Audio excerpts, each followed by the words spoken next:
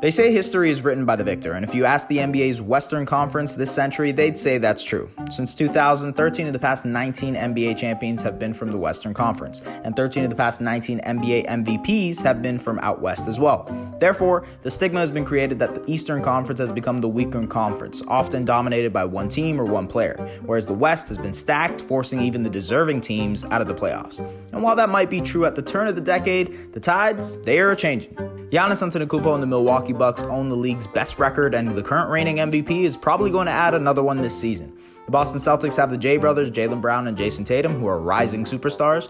The Toronto Raptors have Pascal Siakam, who seems like he just can't stop improving. The Philadelphia 76ers have two emerging yet confused superstars in Joel Embiid and Ben Simmons that are so good that people want to break them up Shaq and Kobe style. And all the way at the bottom of the East, Trae Young is making basketball in Atlanta fun again. So while the West has LeBron, Harden, Kawhi, and Steph Curry, the East has these guys. And they also have their secret weapon in Brooklyn taking the season off. Oh boy.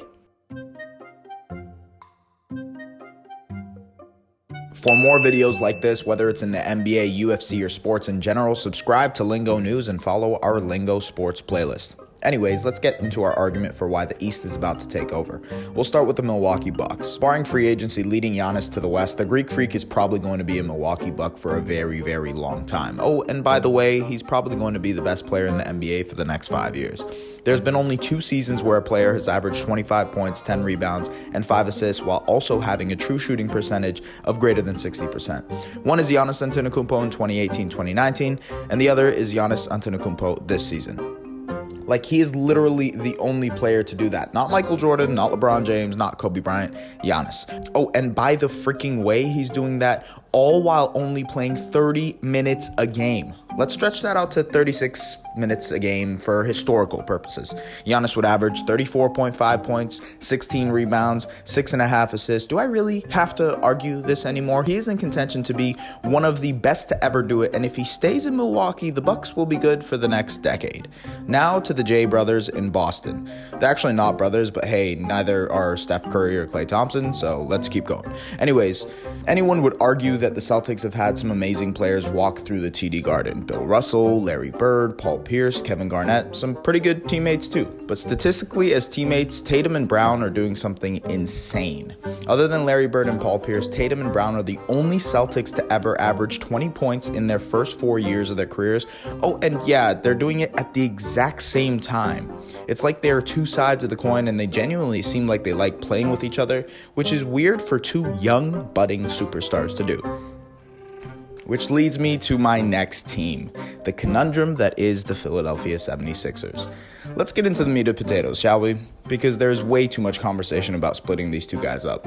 With Joel Embiid on the court and Ben Simmons off the court, the Sixers have an offensive rating of 110 and a defensive rating of 100. 110 would be good for 14th in the NBA right now, and 100 would be the absolute best defense in the NBA, even better than the Milwaukee Bucks. Obviously showing off Embiid's defensive ability. Okay, now for Simmons. Without Embiid, the Sixers have an offensive rating of 112, good for 3rd in the NBA right now, and a defensive rating of 109, which would be good for about 10th in the NBA defensively. Together, it's somewhere in the middle. Offensively, they'll be at 108, and defensively 107, which is meh. In theory, having both of them play together should work, but you need to realign themselves a little bit. Simmons would serve more as a low post facilitator operating from the low block, and Embiid would be that big bruising center in the middle. But for that to work, you need another ball handler other than Simmons to work it around the perimeter, and well, they just don't have that. Sorry, Shake Milton. It also makes sense if they were to be split up. Having Embiid as your centerpiece would be similar to the Dwight Howard Orlando Magic teams, where defenders would be forced to double and even triple team in the post, leading to open shots around the perimeter. Or you could build around Simmons, similar to the early days of Giannis and the Bucks, where Giannis would drive into the paint, forcing defenders to help, leaving shooters open around the perimeter. It's the same thing, and it's tough because, in a sense, they can be the same player.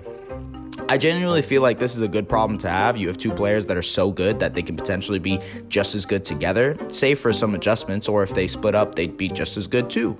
I don't know, Philly fans, you guys are going to kill me for this anyways, but I'll reiterate this.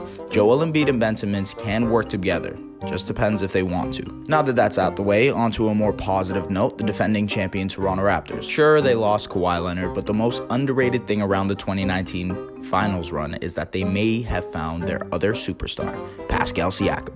Siakam's growth has been incredible and really unparalleled to any other NBA player ever. In his first year, he started 38 games and averaged 4 points. The next year, 7 points, 4 rebounds, but off the bench. But just last year, his jump was exponential. He averaged 16 points, 7 rebounds, and shot over 54% from the field. For his dramatic jump, he won the league's most improved player. So that's right? That's it. That's as good as Spicy P is going to get. Nope, this year he's posting career highs in points, rebounds, assists, steals, blocks, free throws, and free throw attempts, and made his very first All-Star game, earning a max contract in Toronto.